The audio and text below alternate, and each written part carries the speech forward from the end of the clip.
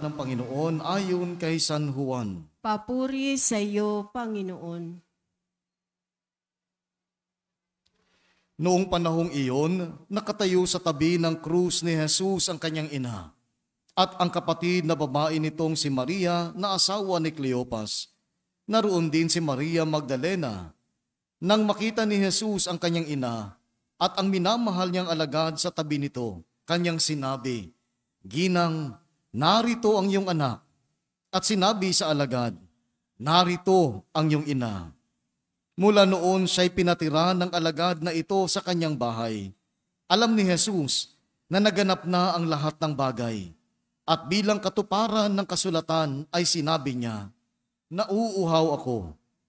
May isang mangkok doon na puno ng maasim na alak. Itinuhog nila rito ang isang espongha, ikinabit sa sanga ng isopo at idiniit sa kanyang bibig. Nang masipsip ni Jesus ang alak ay kanyang sinabi, "Naganap na." Inuyukayok niya ang kanyang ulo at nalagot ang kanyang hininga.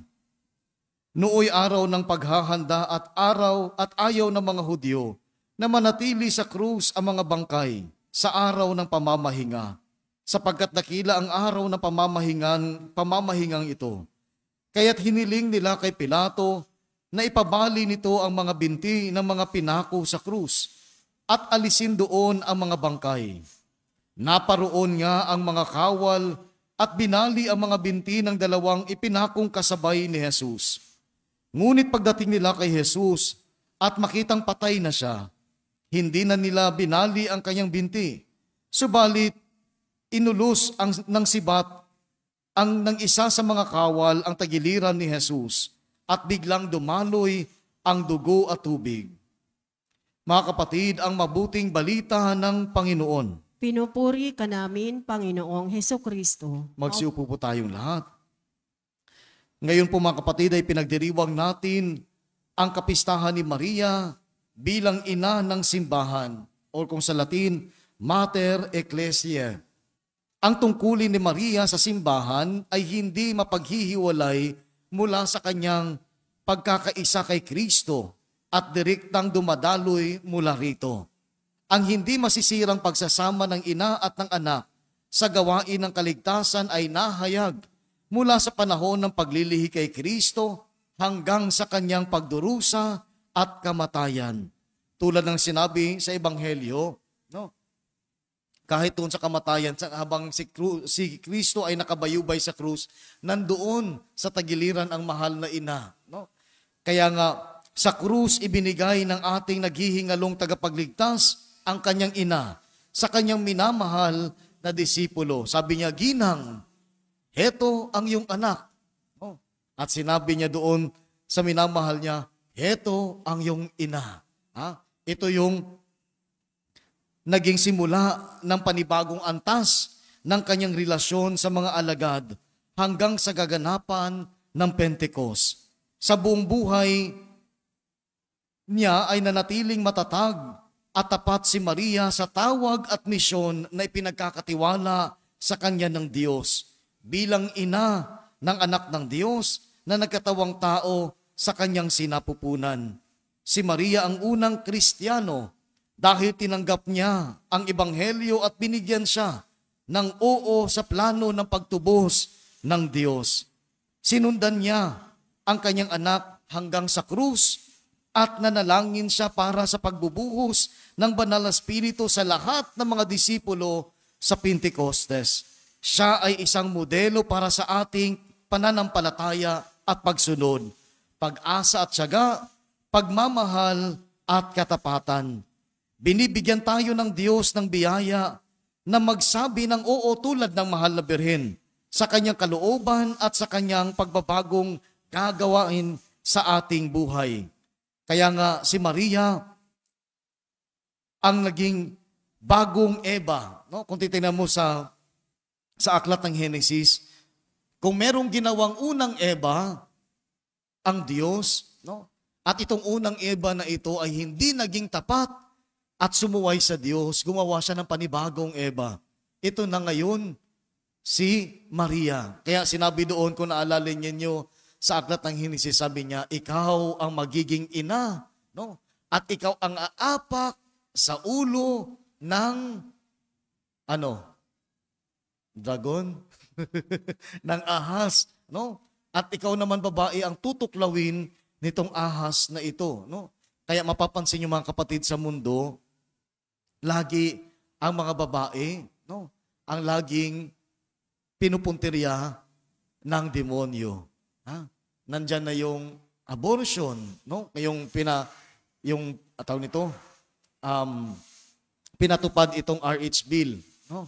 Ano ang punto nito, no? Na pigilan ng mga babaeng magbuntis, no? At ito naman marami mga babae gusto din, no? Lalo na pag ayaw nila yung asawa nila, ayaw ko na, tamad yung asawa ko, di nagtatrabaho, walang pakain sa mga anak, no? O di kaya yung paglalaygate, puputulin nila yung magiging daluyan ng ano? No? Para hindi ka na magkaanak, hindi na magiging fertile, no? Marami pang ginawa. Ngayon naman, ano pang ginagawa ng ating mga mambabatas? No? Ipinapatupad na nila ngayon ang diborsyo. No? Kaya ang mga babae, hindi stick to one. No? Choose wherever you want. Tulad sa ibang bansa, pag ayaw mo na, para baga pumili ka ng ulam, ay ayaw ko nito, sawa na ako sa adobo, kaldereta naman.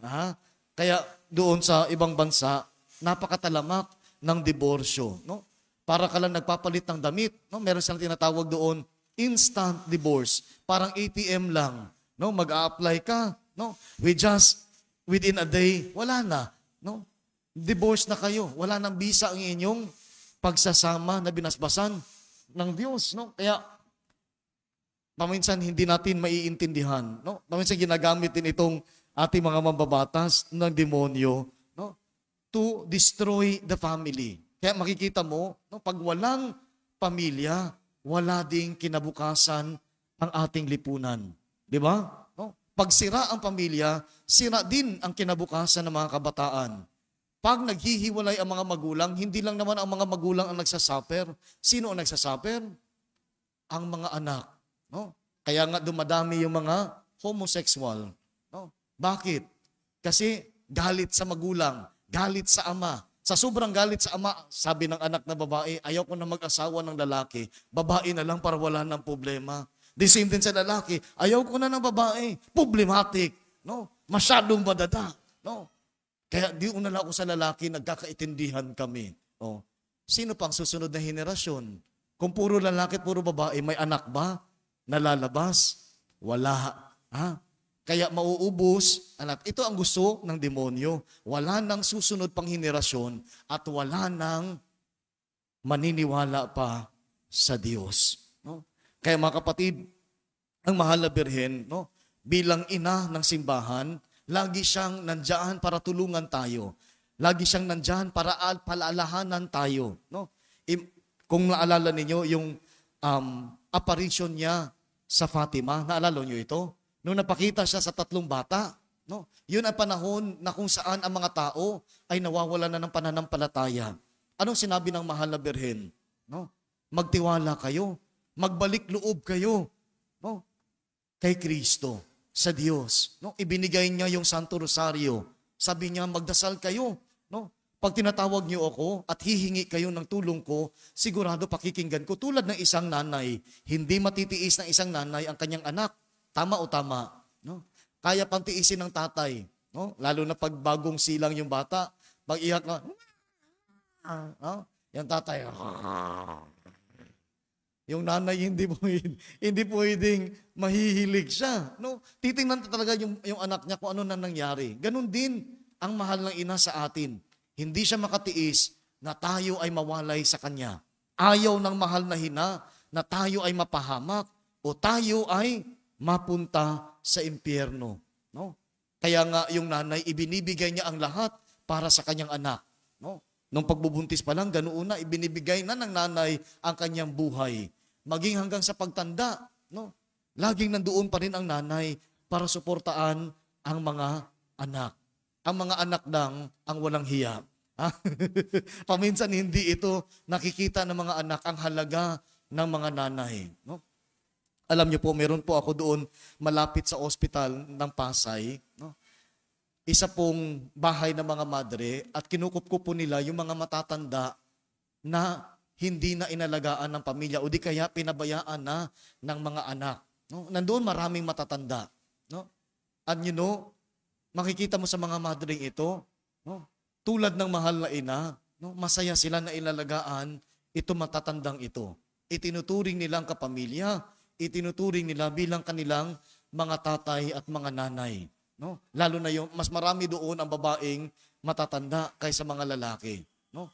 And hindi ko nakausap ang bawat isang matatanda, pero sigurado ako, marami sa mga matatandang iyon, inabandon na ng mga walang hiyang anak. Ha? Sana maisip nila, no? Na pag-iri ng nanay, kalahati ng kanilang katawan ay nasa hukay. No? Pero nawala yun, yung hirap na yun, nang makita niya ang kanyang anak. Ha? Ganon din ang mahal na ina, mga kapatid. Pag merong kanyang anak, no, na lumihis ng ibang landas at nakita niyang nagbalik loob sa kanya, natutuwa ang mahal na birhen. Kaya mga kapatid, kung tayo man ay nasa estado ng kasalanan o kung may tao tayong kilala na nawawala na ng pag-asa at pananampalataya sa Diyos, akayin natin sila, imbitahan natin sila. Sabihin mo, kung walang nang nagmamahal sa iyo, meron akong kilalang nagmamahal sa iyo. Kung maniniwala ka, yun ang mahal na ina. Subukan mong tumawag sa kanya at hindi ka mabibigo sapagkat siya ay napakalapit sa puso ni Jesus. Sa ngalan ng Ama, ng Anak at ng Espiritu Santo. Amen.